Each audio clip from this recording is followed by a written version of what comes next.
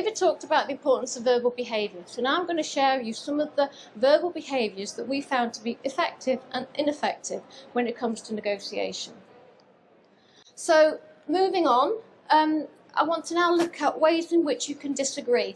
So often in negotiation things can get quite heated and the two sides can disagree with one another. So in our global survey we gave respondents different options in terms of what they might say when they wanted to disagree with the other side. And this is an example of something that you could say in terms of when it comes to challenging the other side in terms of what they've just said. In Huthwaite, we call this behaviour testing understanding. And testing understanding is basically a behaviour that you use to clarify whether what you think the other person has just said is exactly what they meant to say.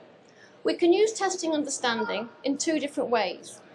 First of all, it's an incredibly important behaviour when it comes to clarifying your understanding of the other person. And it helps to avoid miscommunication and misunderstandings in any type of conversation. The second way you can use it is like we've just used it here in what we call incredulous testing understanding, which is when you're kind of like saying you're really challenging the other person. And what we find when we present this behaviour to people is often they balk at it. They think, I don't like that behaviour, it sounds aggressive, it may even sound patronising. And that's what we found in the global survey, that actually overall very few people said they would use that behaviour in the negotiation. But actually there is a big difference between the successful and the unsuccessful again.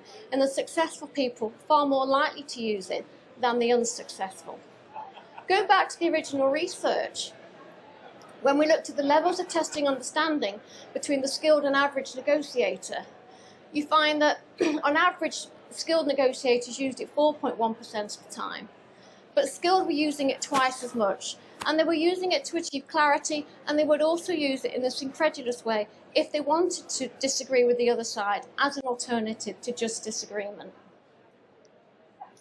Moving on, another way of disagreeing is this example here, where you start with a negative, I cannot accept, all right? It's straight away you're putting the message across to the other side that you're saying no. And then it's going on to hint at the fact that you're going to give a whole list of reasons as to why you say no. There are two behaviours incorporated in this example, which first of all we call, the first one is called labelled disagreement. Labelling, in our terminology, is when you use a behaviour that indicates to the other person what you're going to say next. So if I say, can I ask you a question, I'm indicating that I'm going to ask a question. That's an example of labelling. We found that in negotiation, labelling is a behaviour that's used by skilled negotiators, apart from when they want to disagree, when they want to say no. And then we found that skilled negotiators were far less likely to say no up front. They were more likely to give a reason for the disagreement before they said no. The other key point is this thing we call argument dilution, all right? So argument dilution is where you give lots of reasons to support your case. And looking at how popular this behaviour was, actually it was more popular amongst our respondents than testing understanding, even though we would say it's not as effective. But again, the successful people less likely to use it than the unsuccessful. And just looking at argument dilution on its own, going back to our original research, looking at the number of reasons given by skilled negotiators as opposed to average negotiators, you'll find that average negotiators on average gave 3 reasons to support their case, whereas skilled gave 1.8. So they're giving much fewer reasons to support a case.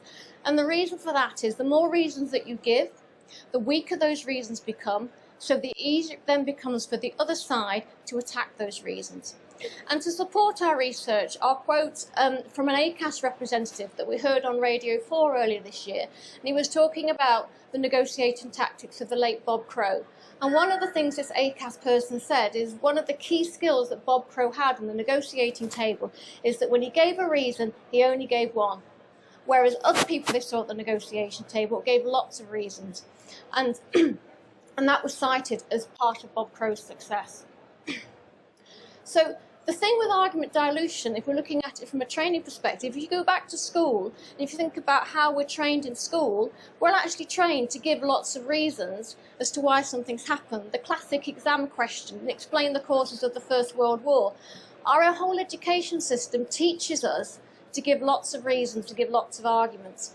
So when we come to negotiation training, one of the things we have to consider as learning professionals is how can we get people to unlearn some of the tactics that they've been taught in their previous education experiences.